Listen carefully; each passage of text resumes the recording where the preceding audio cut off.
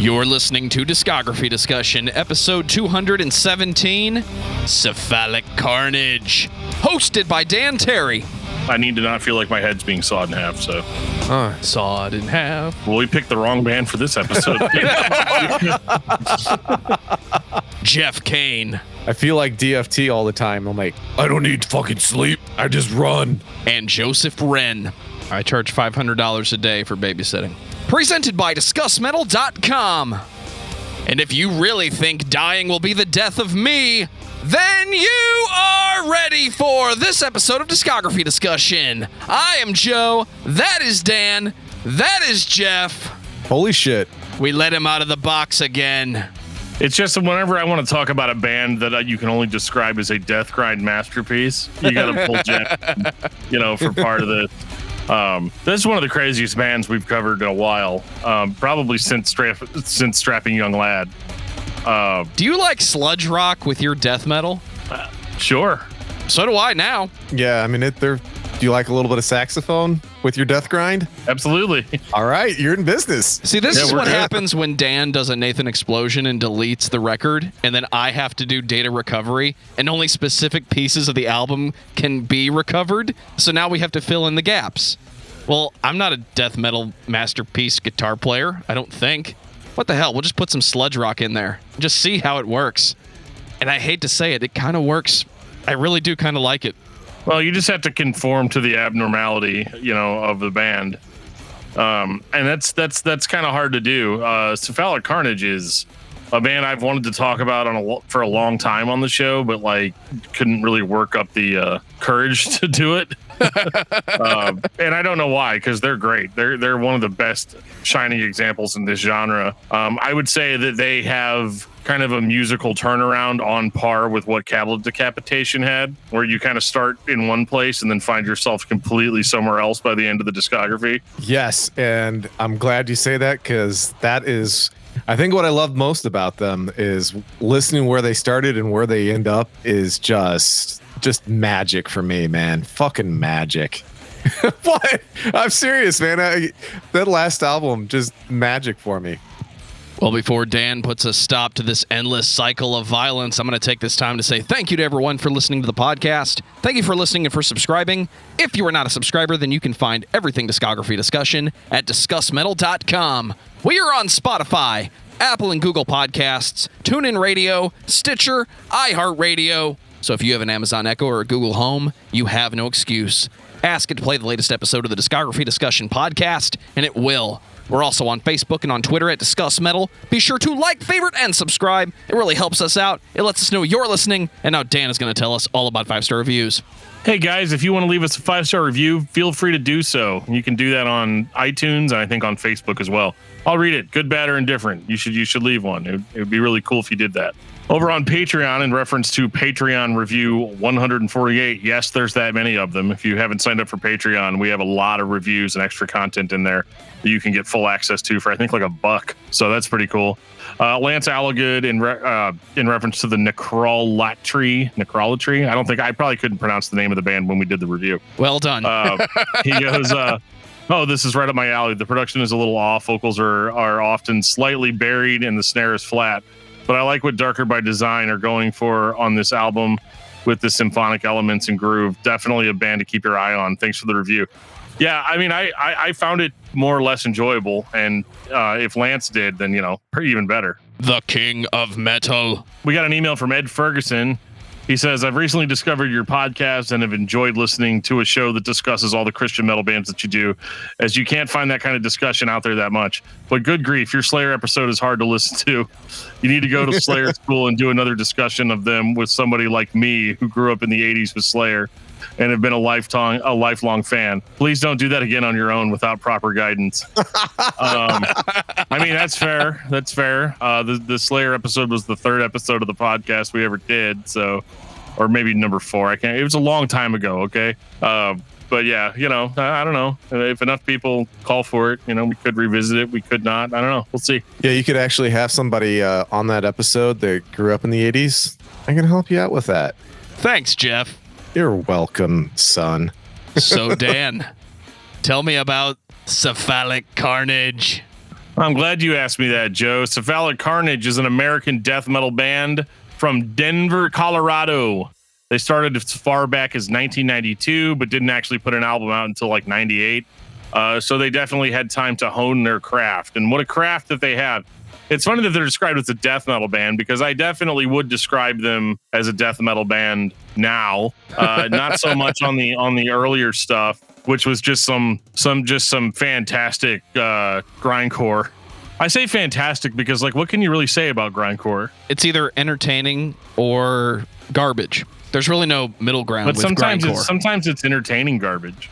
And I think that's what I like the most about it. Yeah, it's kind of like a knife's edge. I mean, it's a really tight line you walk to where you go to just being just overtly ridiculous as compared to just being amusing and fucking fantastic. It doesn't take much to go over that. So where on the line does clowncore fall? Fucking brilliant. Fucking brilliant. And anybody who says otherwise is a moron. I'm going to go ahead and mute Dan. Dan is a fucking moron. I'm sorry, dude. Dude, their new shit that's what I tell myself when I wake up every morning. It's nothing their new stuff is fucking brilliant, man. I'm sorry. I love them. I know Joe loves them too. It's just unbelievable. That drummer is just a monster amongst men. He's crazy. I respect the idea, but we're not here to talk about clowncore tonight. No, we're about to talk about something that's just as good, and as it gets later on in their career, might even be better, which is saying a lot coming from me because I love clowncore. 1998, Conforming to Abnormality. Perfectly named album for Isn't what that a long way of saying nihilistic? No. Just checking. No, this is grindcore, kind of probably the most pure grindcore release from this band. Some things that I really like about it is that it's fairly short. It's only like 8 or 9 songs long. It's not too bad. And unless you buy the re-release, which is an overly bloated, over an hour long affair. But you don't have to listen to those songs because I didn't. But it is one of those things that I really like this record because it kind of reminds me of Old Carcass a little bit, like really old Carcass before they were good. Hey, no. See, I missed that episode, and I knew you'd say something like that again while I was present. And you know how much I love the early Carcass. All right, Geoff, you have 30 seconds to tell me what you think about the early Carcass. Go. It is amusing yet brilliant. How about that? Sweet and simple. So my comparison's not off. This record is absolutely amusing but brilliant. Sound clips, music that doesn't make any real musical sense. Go a million miles per hour, then slow it way down. Songs that sound like you threw the drums down the stairs literally and just layered on top of that. Grindcore. Yeah, this stuff has been. I don't know. The early stuff is. I have to admit, the first album is kind of take it or leave it for me. It's good in small doses, but it's kind of like one of those things that you're not going to listen to that 4 or 5 times a week unless you're reviewing it. It's to pull it out and you're like, oh yeah, I forgot. This is fucking crazy. And then you put it back on the shelf, and then you rediscover it a year later. And you're like, oh yeah, I forgot. Those guys are really fucking crazy on this early stuff. That's kind of what it is for me. And it's not that it's bad. It's just that it's a very small dose. It's definitely not going to change your life. It's like the early Cattle Decapitation albums. You take them or leave them. I mean, they just unabashedly is what it is. It's not like, I don't know. It's fine. It's a grindcore record. I think that they really start getting much more interesting on their second record. Well, I agree. The one thing that I do love is the fact, we're talking, these guys started in the early 90s and they were a grindcore outfit at that time. And that's just, to me, that's awesome. Just how long these guys have been doing it. The gutturals are really good. I love the gutturals, and I love they're sick. I love the grindcore scream too, the grindcore growl, the kind of stuff you'd hear back on like From Enslavement to Obliteration by Napalm Death, where they're doing like that vocals, but it's not like a black metal vocal. It's more just like a I love that about old grindcore. It's one of my favorite vocal styles. Dude, way to just pull out the vegetable lie. It's just so great. It's just so like, yeah, ever since I quit drinking, it's actually I can do more weird vocal sounds. But I think that like that's such a staple of old grindcore that I feel like is somewhat lost now. Whereas people just skip over to the more obvious death metal vocal. I like that element is in this, and that it's in several other albums by this band. 2000, Exploiting Dysfunction. You watch which Stain record you choose to rip off. Wait, that's not the right Dysfunction, is it? This, oh man, oh this God, that was bad. Boo, Joe, boo. This is some crazy shit. This is nuts. Another way to describe it. It's a little more batshit.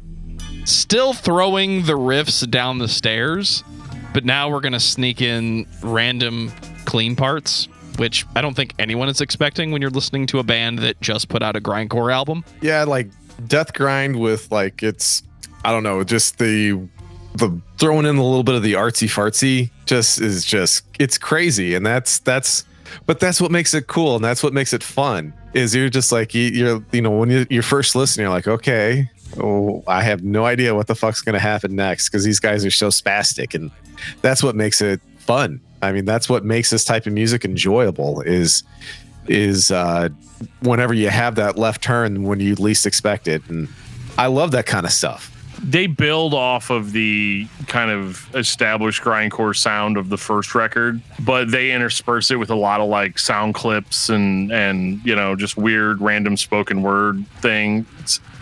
That's the technical term for them, spoken word things. And but probably my favorite song on the record is the title track, Exploiting Dysfunction, where they throw that clip of like this little kid just screaming all kinds of horrible things.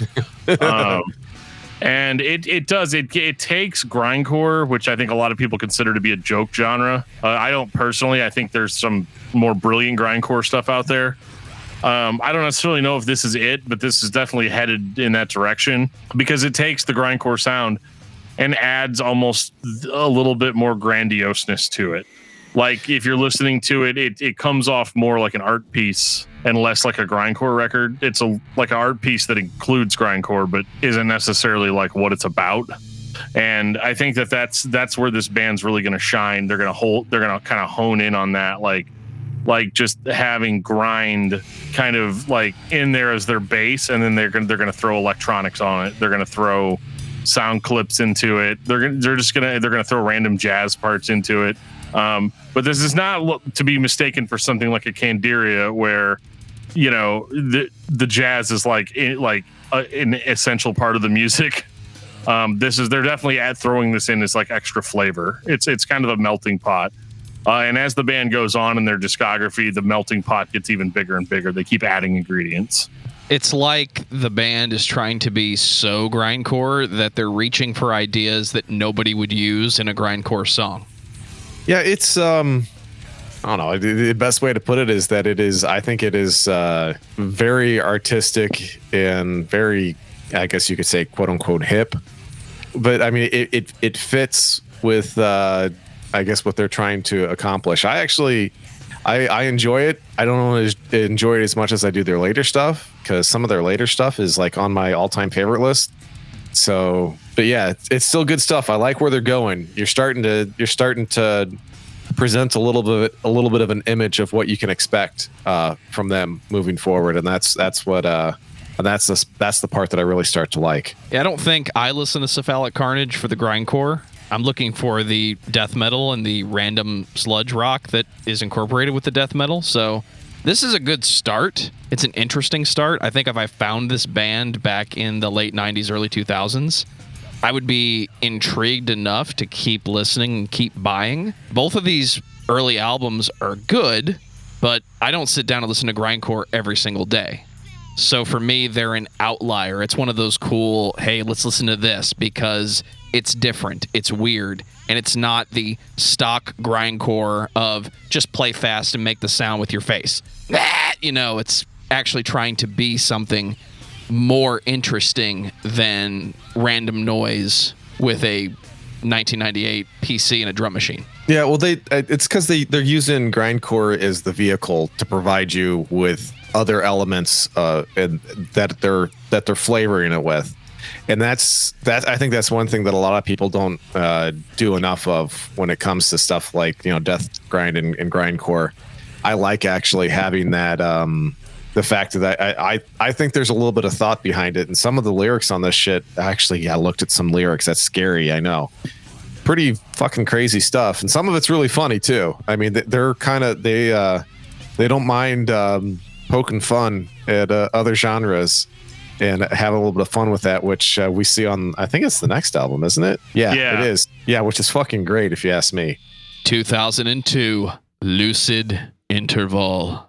So Lucid Interval, you know how we kind of talked about how on Exploiting Dysfunction they were trying to add a grandiose, almost serious tone to their music.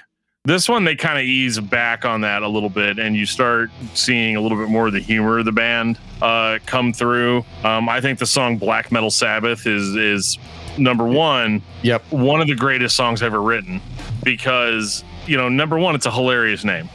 Number two, it is exactly what the cover says it is. It is literally like, it starts off real atmospheric, like a Black Sabbath record. And then they go into this like weird combination of black metal and death grind, all the way halfway through the song. But then by the end of it, they are playing slow sludge Sabbath riffs. Like, I mean, it is bluesy as all get out. Some of the heaviest riffs I've ever heard. And they're able to, the way they're able to just stop and switch styles like that becomes a staple of Cephalic Carnage. And it goes to show you that these guys have chops. They're not a grindcore band. They can play, man. Like, they can really play. Dan just stole my thunder. I was going to say they got chops. Oh, they got chops. You better believe it, man. Dude, it's unbelievable. It is it's shocking on how fucking talented these guys are. It's nutso. And it's just a shame whenever you have such a, because grindcore is, whether we want it to be or not, is rather niche.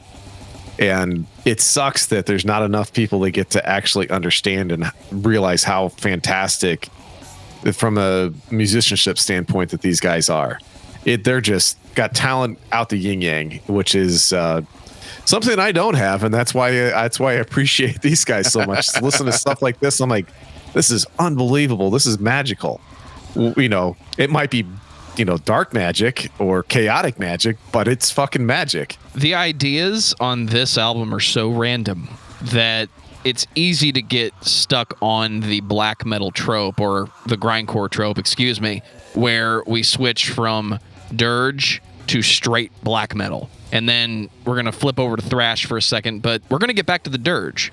Something about the Josh Travis sounding, I don't know how many strings they are playing on these guitars, just detune until the strings are floppy like spaghetti and just create this low clunk of a sound. That is a welcome change. If you've been listening up to this point, they're reaching into these really obscure places to pull ideas into grindcore. It's almost like this record is so musical. The intent is still grindcore, but the ideas are not grindcore necessarily. I think they're a little more death grind on this one too. I think we're starting. They're kind of starting to transition out of the old grind stuff. Like, it's still there. Like, I mean, the beginning of Pseudo is obviously grind, but even like an 8-second song, which you would expect from a grindcore band, like Friend of Mine, yeah, they grind a little bit on it, but it's still, the death metal heaviness is really starting to creep in on this record. And they play with black metal a lot. Like, they don't just jump into black metal on Black Metal Sabbath. There's a lot of black metal on this record, and it's just that melting pot is what keeps me coming back for more. Like this record is really where it starts getting really good for me. Like, it starts getting awesome. Lucid Interval is that is the magnifying glass into the future of where this band is going to go. Well, I think the title track itself, Lucid Interval, I think is the best song on here. Oh, I agree 100%. And Black Metal Sabbath, sorry. Yeah, here's the thing that I find interesting with Cephalic Carnage. Most people are, in this genre, they're like, turn it up to 11. The crazy thing with them is when they turn it down to 10, because it's still metal, so it can, you can't go any lower than 10, but when they turn it to 10, it is just fucking masterpieces. And the one thing that you're starting to notice that I found interesting as you go through, you have you generally have a song to close out. Like the last song is as long as the rest of the rest of the album combined. Yep. Kind of stuff. I mean, this one I think it's only like 5-6 minutes, and the hidden track's like 8 minutes or something like that. There's like a huge gap in between, but they start to do that on. You're starting to notice a pattern on that, and it's an interesting pattern because as it goes on, I find myself looking forward towards the end of their albums because when they close shit out, they fucking close shit out, especially once we hit the next album. Yeah, and it's not just like 20 minutes of filler just to get to a hidden song, although it may be that way on the CD. We are, but no, I mean, Arson is Savior. I don't believe there's there's no dead space at the end of that song. Oh, there isn't? Okay. No, so Arson is Savior. I just thought it was Arson the Savior, and then there's like a 5-minute break, and then you have like 12 minutes of a hidden track. Well, there's noodling. Okay. And stuff going on, but there is a few minutes of silence in the center of that. But yeah, I probably was hitting the fast forward a little too much. I get anxious on hidden tracks. I just keep hitting forward. Yeah, I think that this is where it starts getting interesting for me. And this is kind of a parallel to the cattle decapitation episode because, with Lucid Interval, the song, you're not this is 2002, but you're going to get a big preview of what this band's going to sound like exactly in 2010. This is literally the vision of the future. This is Doc Brown getting in the time machine and being like, Marty, I got to show you, your band is going to become a technical death metal band. I don't want to hang out with you anymore, Doc. And that's a welcome change, I think. Grindcore, it's kind of a shtick. I get it. Some people just embrace the grind and that's what they do. But this band has the ability to be more technical and execute interesting ideas. So as soon as you talk about Lucid Interval being that image of the future, I started getting those Alathian vibes again. Like, here we go. We're going to play the melodic idea and just make it technical, make it heavy, count to 7 a few times, and get to the end of the song. So here we go. 2005, Anomalies. Dude, this is it. The shit goes off. So much dirge. Yep. Dude, this is so excited. So excited. I love the dirge so much that I was angry when the dirge wasn't there. But then I would listen to the record again and the death metal was there and then the dirge would show up and I was upset that there wasn't more death metal. It's like the perfect balance of human emotion, at least for me today. Which part do I want to listen to? And it's all here. It's just, it's a weird balance. It's like Two-Face the album. Can I say that? Yeah, well, for me, it's a autogeny of behavior. I start falling in love, especially on the last 3 albums. The final tracks are just epic masterpieces, just gold. But when I said I thought that they were having a little bit of fun at other genres, it's actually here on Anomalies that they really start to have fun and poke at metalcore quite a bit on Death Will Be, or Dying Will Be the Death of Me. Yeah, right? which is fucking great. It's hilarious. It's but, like every metalcore trope in one song. Yeah, but the funny thing is that it's still a banger. It's still a good, really fucking good song. That's what makes it awesome. Well, we like metalcore, but at the same time, though, they're delivering on a level that I think of the bands they're making fun of can't. Yep, and that they're just like, you're like, yeah, fuck you. We can do it better than you. We just want to do our own thing. We're not gonna do what everybody else is doing, which was at that time was metalcore. Every fucking metal band was metalcore. Just like at one point, every metal band was new metal. I mean, it that's just the way trends go. Yeah, well, we get it, and I think that might be part of the reason why we like Cephalic Carnage so much is they just stay true to themselves. They do their own thing. They have fun with it. everything to keep you entertained and keep you coming back that they have the capabilities of doing. And there's just so many good songs on this. I mean, Inside Is Out is probably my second favorite. And it is, I mean, there's so many good songs on this. It's sick. I love the fact that they start going more towards like the whole technical death metal side of things. But then I'm sorry, go ahead. No, it's okay. As I say, that really shouldn't come as a shock to anybody because I'm more of a death metal guy than I am pretty much anything else. So I was super excited on this album once they started to go this route. I think it's interesting. You get to the final track. This is a band that you can pretty much expect that like towards the end of the album, you're going to always get that song, right? And on this record, they decided to like completely subvert all of our expectations. And now they're playing like this, like slow, like doomy, like they're like doing like a Mastodon thing. That's exactly what I got out of it too. Yep. And then I'm like, are they making fun of Mastodon or are they, but I don't know. It's interesting to hear them do this because I think there's a misconception that when this band swaps styles like this, that they're just making fun of whatever that style is. And I think that's true to a certain extent. There's definitely a big wink in there, but it's kind of like when we were watching the Trans-Siberian Orchestra and they're in the middle of this jam session and they just go into Kashmir by Led Zeppelin and then they stop and they're like, oh, oops, but like, like I think this is just their way of branching out and they deliver the style.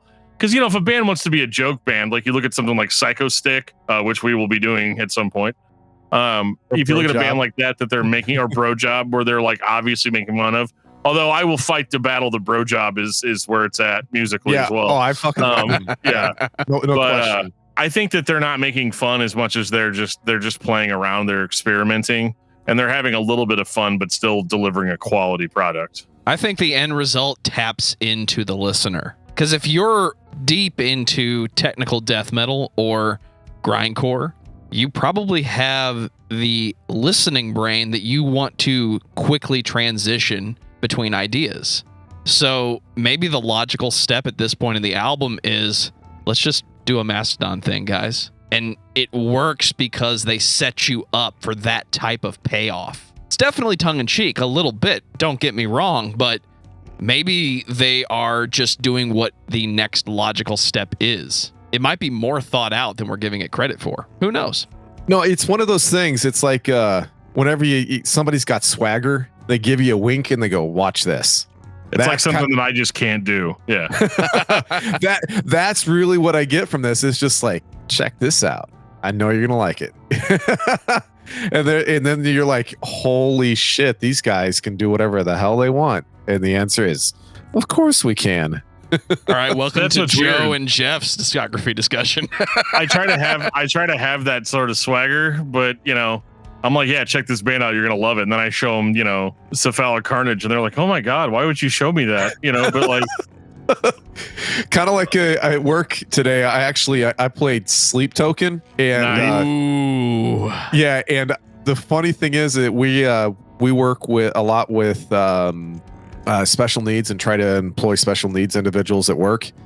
So we have job coaches there, and one of the job coaches heard all the falsetto that goes on in the beginning, a lot of the Sleep Token songs, and she's like, looked at me and knows that I'm a metalhead and like, why the hell is he listening to R&B? I'm like, this is actually R&B mixed with metal. Dude, when are we talking about Sleep Token on Patreon? Yeah, no shit. The night that we're recording this, a new NF mixtape album just came out. And let me tell you, I've listened to that a lot more today than I've listened to Cephalic Carnage. But that's all right. To get back on topic, like, I love this record. I think that this is where the band starts putting out material that is an essential listen. Yep, like, agreed. I mean, and really Lucid Interval is that way too, but I would say it's not as essential as Anomalies. Yeah, Anomalies is a 10 out of 10 for me. Yeah, like they're already delivering basically masterpieces this early into their career. Like, this band doesn't have a lot of albums, but there's so much to dissect. And trust me, it just keeps getting better. 2007, Xeno Sapien. So this is like the ending of Alien Resurrection, right? Where Ripley actually became the queen, and then the queen created a weird alien human hybrid, right? Wow, spoilers, bro. No, I was getting all excited. I was going through the track listings and I saw Touched by an Angel, and I thought it was a cover of the Sunny Day Real Estate song off of Rising Tide. Damn it, Geoff. It is not. Boy, was I wrong. Oh my goodness. I wasn't prepared, damn it. But This is like but it sure was good. this is like pure Oh, death yeah, it grind. was. This record is where they're into the pure death grind, but like it's so technical now. Like all of a sudden you've got these like Chuck Schuldiner melodic lead guitar work going on, like, and you're like, what is happening right now with this band? And it's all happening at once. You know, Divination and Volition is, first of all, it's exactly 4 minutes and 20 seconds long, so awesome. Nudge, nudge, grin, grin, wink, wink. Say no more. Right, but yeah, I mean, it's just so fantastic in so many ways. I can't even explain it. This song literally does for me what all good technical death metal does for me. And Joe's probably going to cut this out of the show, but it makes my pants a little bit tighter, if you know what I'm talking about. This song is just everything that I want out of a heavy song. I'll allow it. And honestly, the hits just keep coming. Yeah, Dan, if you're bloating like that, you really ought to go to a doctor to have that checked out. Oh no, it's fine. The doctor just started crying and walked out the door. I don't know what happened. Male or female? Male. Oh, so jealousy. Okay, not Was pain. it? Oh, I just thought I was just that ugly with my pants off. No, but I'm going all to cut it out of the podcast. All right, cool. Sorry. This record So, kind of speaking of what Joe sells- just did at the last minute, Vaporized is a killer song. Yeah, there's actually a lot of the what is it, a microcosm or megacosm of the aquaphobics, and then that's just fucking crazy. And then but it follows up with, what is that? Let's see if I can say this right. Yeah, go right ahead. Knock yourself out. Of Viscitude is Well done. fucking great. I don't know if I said that right or not, but I don't have my chops like I normally do. It's not like Swedish or something like that, or Dutch, that I get to have fun with dropping J's and turn them into H's and weird stuff. But nope, fucking great stuff. Actually, I think it's an O in this context, Geoff. Ovishkitude. Oh, see, look, he's fixing me. All right. I will say this: I still love Anomalies more. Doesn't mean that I don't like Xenosapien, because I love it. Xenosapien kind of proves Dan's point that he made a long time ago, that if grindcore bands abandon the idea of being as random as possible and just composed interesting songs, they clearly have the technical chops to execute those ideas. So here's your first example. Not your very first example from this band, but here's a record that's just fully technical. So I think this is a building block album. Anomalies is damn near close to perfect. Okay, like Geoff gave it a 10 out of 10. I'd give it like a 9.89. Okay, it's very close to perfect.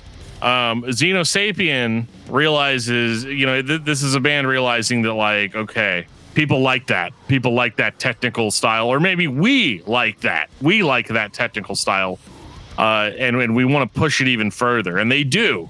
They push the technical aspect further on this record, at the expense, I think, a little bit of some of the creativity that made Anomalies really special. And I think that might be what you're getting at, as far as, like, yeah, it's technical, it's great, it's wonderful.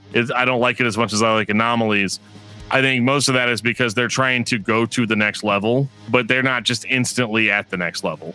And so I think that they're still a little bit meandering on this record, to try to capture a little bit of what they did on the other one, but also trying to push it further, make it heavier, make it more technical. And I think for the most part they do that, but I think you can definitely tell it's a transitionary record whenever you look at their next one. 2010, Misled by Certainty. So that would mean it's uncertain, right? This is your come to Jesus moment. This is... Oh, we're going to do this again, are we? Do what again? I'm serious. This is... If I said 10 out of 10 for Anomalies, this is like a 30 out of 10. Yeah, exactly. Extra credit on this one for Geoff. Oh, dude. Have all day long. I'll do all the studying I got to on this one. It's so easy to listen to. As crazy as that sounds. If I don't know, sometimes people try to explain to people whenever you're listening to like death grind or grindcore, and you're like, this is such an easy album to listen to. They look at you like you're fucking nuts. but there is it's really easy on this album for me to have a rather emotional connection to it. Number one, I'm spastic, so that helps. Number two, this is just fucking brilliant. It's so easy to trying to find a death grind album that actually has like you can transition without it being completely fucking crazy nonstop is like next to impossible, and I think they've done it. And then they end it with one of my all-time favorite songs. Yeah, pronounce that. Oh, Repangea. Just like Pangea, like the old continent. That's what the lyrics are about too. It's just essentially we're recycling and because we're just gonna bury ourselves into the ground, and then we're just gonna recreate Pangea. You think Blood Incantation was listening to this song a lot? Do you get that? Do you get that vibe? I definitely get that vibe. Yeah, and I tell you what, that's okay, because this is my opinion, it's as good as it gets. This is one of the fastest 12-minute songs I've ever heard in my life, if that makes any sense. It's like you just close your eyes, open them up, and then holy shit, the song's over. He's lying. The pace is very slow. No, I'm dead serious. That is the easiest 12 minutes of a song in a long time for me to whenever doing these. This is so easy to listen to for me. I don't know. I can the easiest 12 minutes this side of Opeth. Yeah. Oh yeah. Yeah. And I love Opeth. I love Catatonia. I picked this. I wish if they did a whole album like Repangea, I don't think I'd ever take it. If I had a CD player still in my car, I don't think I'd ever take it out. I think it's funny that the last track on the album is your favorite and the first track on the album is my favorite. Always got to. Geoff and I are like the positive and negative side of a battery. Still full of a charge, but yeah, you got that right. Oh my goodness. Both of you trying to mislead the other.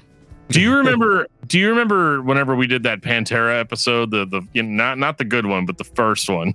Yeah, the bad one. You remember that one? Pantera. It wasn't bad. It was entertaining as hell. And you were talking about how when you listen to Dimebag play, you feel invincible. Yeah. That's how I feel when I'm listening to the intro to The Incorrigible Flame. Yeah. I get that. You just get so pumped, like you feel like you could just smash a building to the ground. Just because it's just got all that techie stuff that I just love so much. And like that song just leaves me breathless. And then Warbots AM is just like, oh, you like that? You like that? We're going to do it again. Yeah, this is straight up, man. This is all killer, no filler. This is GOAT, man. This is incredible. This whole record is just, it's everything that I want. And they're just giving it to me. They're not charging me any more than like the $10 for buying the CD, which I did. You see, what I want to know is, I know they're still active. So what the fuck happened? Yeah, why has it been 10 years since we got, yeah. Because this was a masterpiece. It's their magnum opus. They just want to go out with that, and they're just gonna tour for the rest of their lives, because people are gonna say, "Oh, can I just have an entire, concert, or just misled by certainty?" That's just the entire concert, and the answer would be yes, please. I'm first in line. I don't even care if I get COVID. It'd be worth it. See, that's why you get the shots like I'm getting the shots, and you don't have to worry about it. This album is just, again, it's another 10 out of 10. And it's weird that a band could deliver. Normally when we talk on this show, usually a band will have a perfect album and then the rest is just kind of meh. And that is just not the case here. These guys can consistently put out a 10 out of 10. Yeah, which is crazy.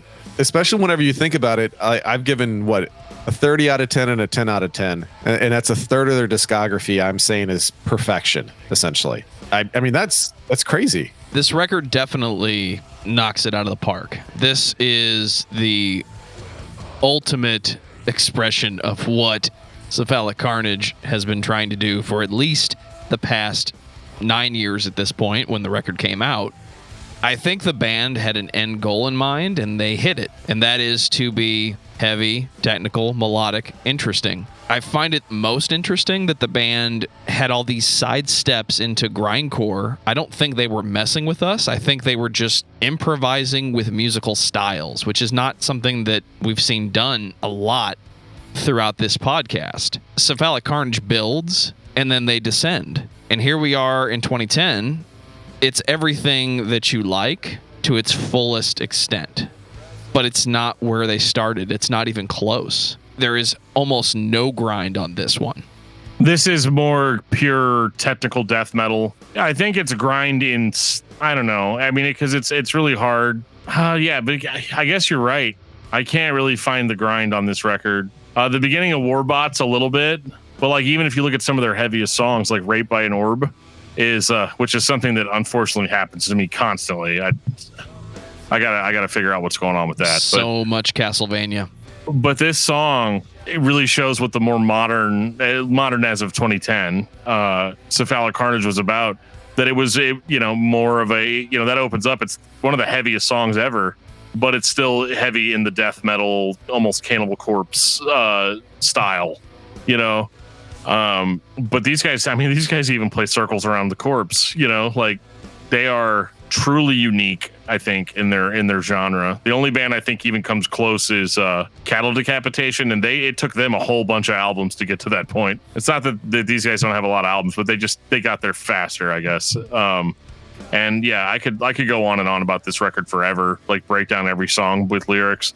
If you guys want that, just let me know. I have Twitter DMs. You can send them there, and then I'll record whatever. Discuss Metal Dan on YouTube. Final thoughts on Cephalic Carnage, Dan. I mean, if you're into this kind of music, you probably already heard of Cephalic Carnage, and you've probably been throwing up the horns the whole time we've been just absolutely worshiping this band. I think that they're incredible, and I think that they are a little overlooked, I think, with metal in general. Because like this record came out 11 years ago, Misled by Certainty. Sorry, I know it's my final thought, so I have to specify what album I'm talking about. Misled by Certainty in 2010 sounds more modern than name a death metal band in 2020 or 2021. It just does. It still sounds completely new, relevant, and modern. It doesn't sound like an 11-year-old record. And this band, if they put another record out, I can only expect just pure greatness. And they're going to deliver it. Geoff, what about you? Well, I think Dan's actually hit on something that actually will help me tie into my final thought. I think the one thing, I think the name for some people might be a little quote unquote off-putting. Yeah, we didn't talk about that. You can't be mainstream with that name, okay? That's just the way that it is, which I think they're perfectly happy with. And so am I. I mean, I love it. But yeah, I mean, they are way ahead of their time going through the entire discography. I think your favorite grindcore band's favorite grindcore band is Cephalic Carnage. Maybe that's how I ought to say it. That's how I feel, because I think that they got the chops I think they proved that. I think they're on par or better than everybody else that's out there with whatever they want to do. And that's scary. I mean, that's scary good. I mean, that's the stuff that, like I was talking about with that swagger where you kind of give the wink and like, watch this. That's these guys. That's because they're better than everybody else. I love them. The first 3 albums are good, but 2 of the last 3 are just, I mean, they're masterpieces. Anomalies. God. I mean, yeah. Misled by Certainty. Oh, I mean, it's unbelievable. And if you haven't heard these guys or haven't actually taken a deep dive on them, if you listen to those 2 albums in particular, you're going to think to yourself, what the fuck have I been missing? Because these guys are brilliant. They're geniuses, and it's great music just across the board. It's just with this type of music, it's as good as it gets. That's just the best way to put it. So I love it. I'm glad we did this episode. Totally stoked. I'm so glad Geoff was on this show. Me too. Cephalic Carnage is one of the most interesting bands we've listened to in a long time.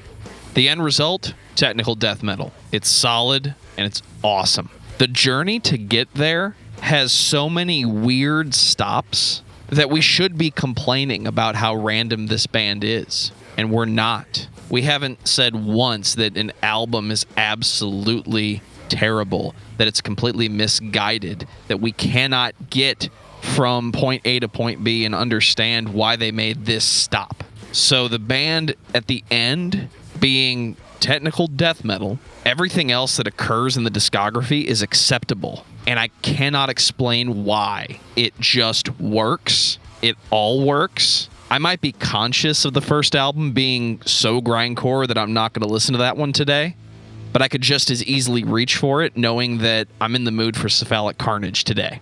So there is no reason why any metal fan is not listening to Cephalic Carnage.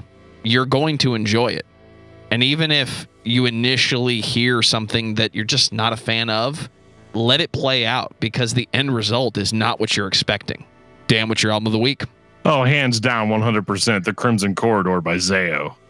I don't even know why you'd have to ask me that. I'll just copy and paste that onto the next 17 show notes and save myself it's already that my question. album of the year. Yeah, it's already my album of the year for 2021, just to get that out of the way. Geoff, what about you? Oh, since I already talked about him a little bit and the fun I had with people at work, it's Sundowning by Sleep Token. I went back to I Get Wet by Andrew WK this week. Spoilers, I'm not having a good day. So I've been listening to some extremely uplifting songs about anger and death and partying. Because that's the end result, right? It's about partying and having a good time. It helped, damn it. Take us out, DFT. Hey guys, thanks so much for listening to this episode of Discography Discussion. We appreciate you guys listening every single week. We would not do this if not for you. We would probably just get drunk and talk to each other about music, which I mean we normally do anyway, but you know, at least before 2020 we did. But you know, at some point we're gonna get back to that. We're all gonna be vaccinated and all that good stuff. But I would implore you that if you would like to talk to us, comment on our episodes, you can do all of that in a lot of variety of places. You can go to facebook.com/discography discussion. You can follow us on Twitter at discussmetal. You can find us on Instagram at discussmetal. You can find us on Gmail at danandjoeshow@gmail.com. We have our own Discord server dedicated to the podcast. There'll be a link in the show notes. It'll take you right there where you can chat with us as well as other listeners of the podcast. If you guys have band suggestions, people you want to hear me interview on Discuss Metal, we are open to those suggestions. When you guys suggest something, we write it down. We add it to a list. Can't guarantee it's going to happen tomorrow, but it is going to happen eventually. So we do really, really appreciate all the suggestions and definitely keep them coming. So in that spirit, if you would like to get some sweet Discography Discussion merch, you can go to our Teespring store where we have a variety of different products there, including hoodies, T-shirts, socks, cell phone cases, you name it. It's got our logo on them. And, you know, that way people can be all like, hey, what's that podcast again? And you could like forget the name and just look down at your phone case and be like, oh, yeah, it's Discography Discussion. I knew that.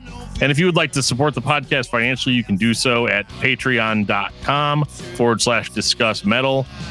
We have a whole archive of individual album reviews that you can listen to, as well as we have just started doing Patreon hangouts. People that are at the $10 or more level every month, we will have a sit down, jump on StreamYard, and literally talk directly where we can all kind of discuss metal together. And we've done one already as of the recording of this. We're doing another one here really soon. And they've been a lot of fun for the guys that have showed up. And yeah, so definitely take advantage of that. It is a really, really good way to give feedback directly to us. So thank you guys so much. And on that note, this has been episode 217 of Discography Discussion. Thank you for listening. You can like us on Facebook and follow us on Twitter at Discuss Metal.